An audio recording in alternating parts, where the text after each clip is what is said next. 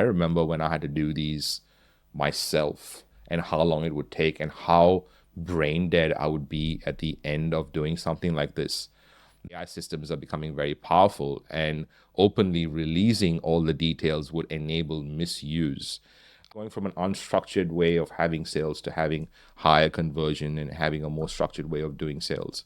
This employee burnout because you're having to rethink all these things, and growth potential is limited. Ladies and gentlemen, welcome. This is Ronsley. It's really good to have you here. And I think this is a really good time to say hello to everyone that's kind of joining this live stream or watching the replay. If you're watching the replay, just in the comments, say replay so I kind of know when you get a chance to watch this, because it's going live on different places. It's going live on LinkedIn, on X, on Facebook. I think the LinkedIn thing didn't work for the last couple of days, but Instagram as well today, and YouTube's this week and next week. We're focusing on growing revenue. So what are the tactics that you need to grow revenue, amplify profit in your business? How to use AI to achieve it. On Tuesday, we spoke about strategizing your business and strategizing, setting, and executing your business goals using AI. And we did that at speed, which was kind of cool. So if you haven't watched that, go check that out. We also spoke about Elon Musk suing OpenAI. Yesterday, I covered a few things, including what to do with the goals and how to create your regular measurements, what I call vital signs of your business, to know whether your business is healthy. We picked vital signs and how we took our OKRs, objectives and key results, into creating what the goals of our vital signs were, so to sort of measure them and how to interact with our goals. We did all that yesterday. So moving on from there, today we've got really cool stuff on. Today I want to focus on streamlining product sales. Now, most of us kind of need this in a lot of ways, because whether we already have a product that needs streamlining or whether we're creating a new product that needs streamlining, being able to do this process is extremely valuable. So coming up on the show, we're going to go through this process of lead to prospect to client. We're going to organize the sales process, and this idea that a case study client, or a client that gets results, I suppose, with your business, that becomes a client and buys into the transformation that you're providing. This becomes extremely valuable. That a case study client actually having a great onboarding sequence is really powerful. So we're going to do a few things in this tactic today. We're going to talk about the product buy page, so how to do that quickly. What kind of information does the client or the person need before they become a client, and what do they need after they become a client? And then also, what is your method to triage and to sell? Like, how are you making sure that the people that are becoming clients are the right people, and how are you asking them to sell? Hey, it's Ronsley. Welcome, you AI geek, to Amplify AI. Consider this podcast your digital compass for you, the business leader wanting to use artificial intelligence ethically and in alignment with your brand's identity to achieve your business goals. Leading and running a business in the world of AI is like solving a Rubik's Cube blindfolded. But this podcast and I are here to make that easy. Every episode is a masterclass in unlocking techniques for using AI as a business leader, founder, owner. Thanks for being here. Let's learn.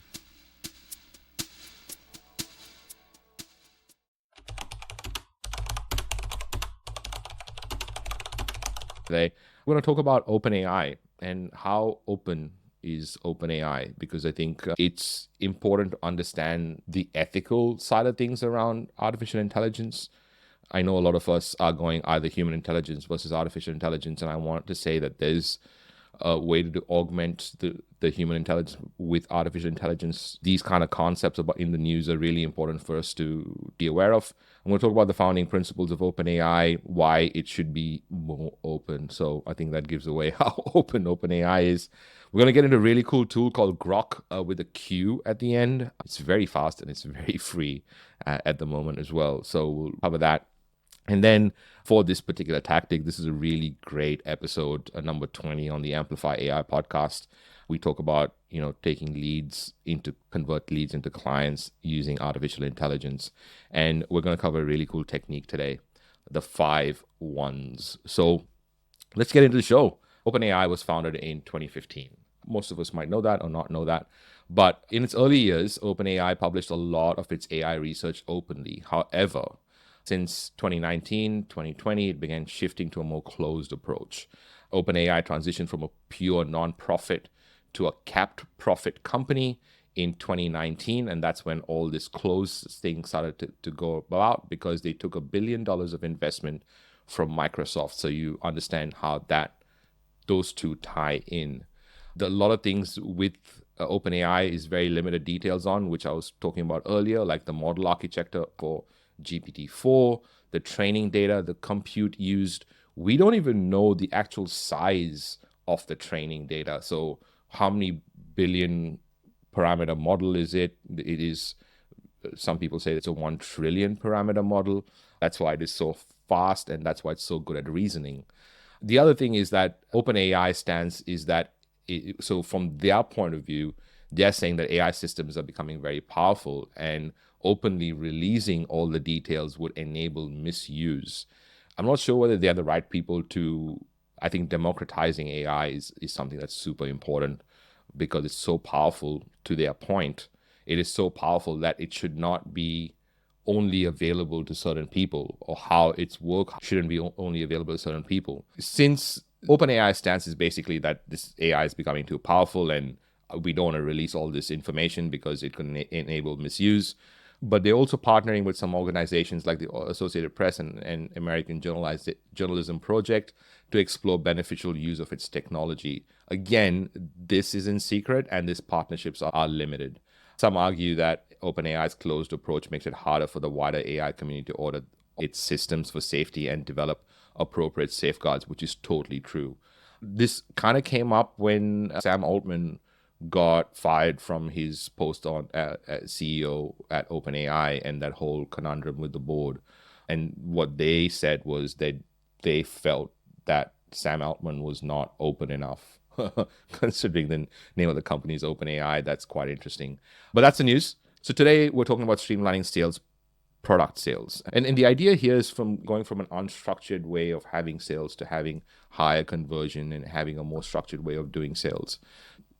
Here, this is a chat that I had with Claude about streamlining product sales. How long would it typically take to execute this without artificial intelligence?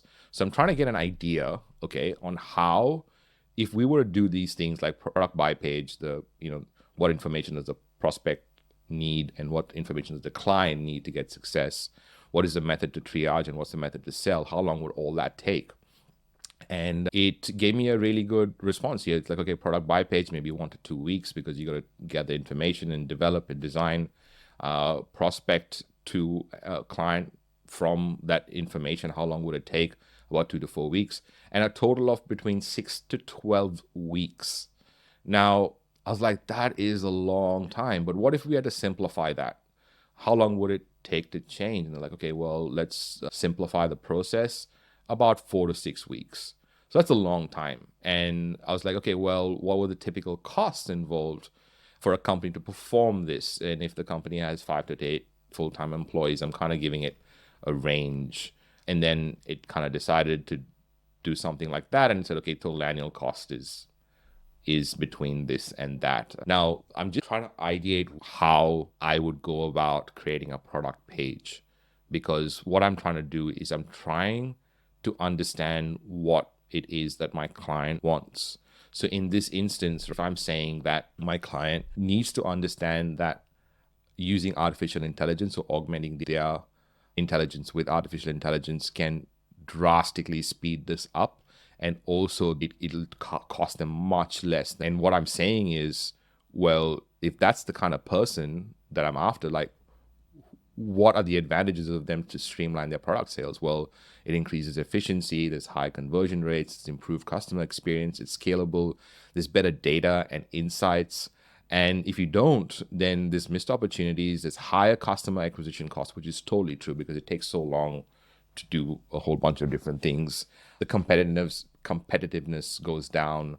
this employee burnout because you're having to rethink all these things, and growth potential is limited. So the idea of using chain of thought prompting to get it to do what you wanted to do. Well, the first step was to determine the current costs. Then it went, well, estimate the potential improvements, calculate the potential increase in revenue, calculate the potential cost savings, and then determine the potential benefit. And it did a pretty decent job of saying, hey, it's way better for you to do this over the 1 year.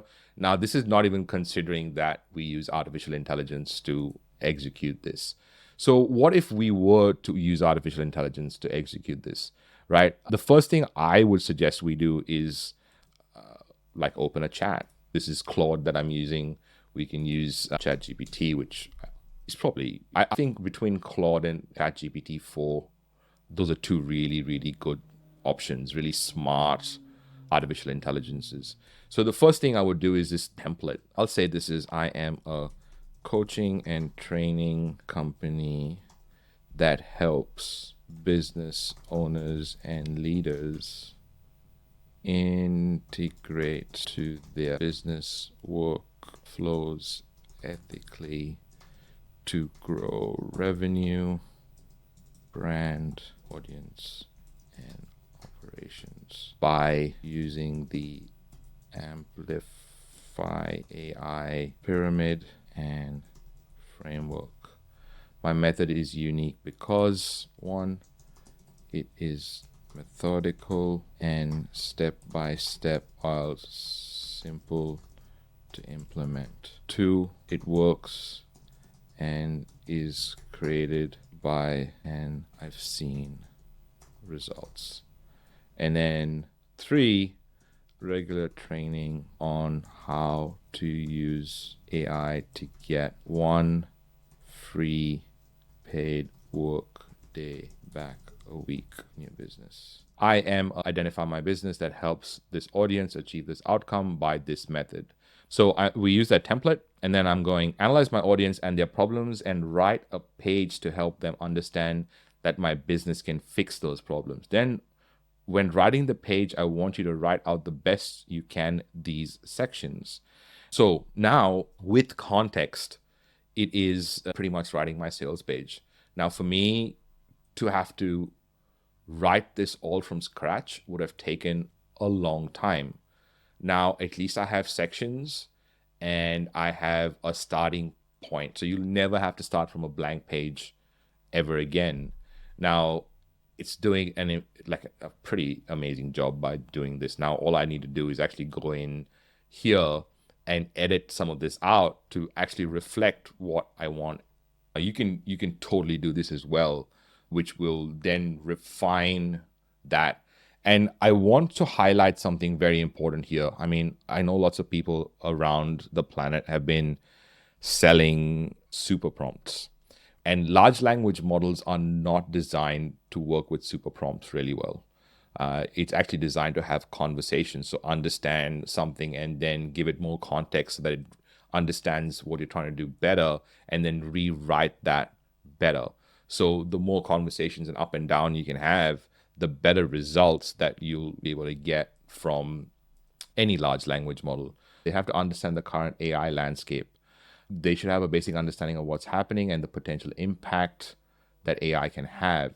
This foundational knowledge will help them appreciate the value of your program. That is really important and valuable and super well put. So you want someone who actually cares about using AI the proper way, is obviously the person to target, current business challenges. So it's done 7 and then it's picked the favorite 2. And this is so powerful because it's first ideated and thought the whole thing through. And then once it's done that, it's kind of gone, okay, based on that, I give you these 2 most important things. So ethical considerations in AI integration and the program structure and content. So these are 2 most important things that my prospect needs to know when they buy from me. So before they get to the sales page or while they're on the sales page, you want these 2 things to be front and center. Actually, there's a better way to do that. So this is another thing you can do. You can stop your prompt halfway through. You can stop the instance of it running the prompt halfway through and then come here to edit this. So you can edit that prompt for it to do the second version of that.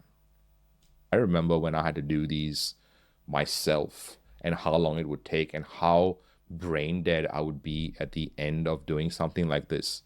Now, one of the huge parts of my book is how important artificial intelligence is, and from an ethical consideration, how important it is for a business owner or an entrepreneur or a business leader to reduce the cognitive load of their team is an ethical consideration they should be aware of, because that is really, really important. So reducing the cognitive load helps you do other things, or gives you the capacity to do other more important things. Now, I promised this technique, the 5 1s, and maybe I'll use it here.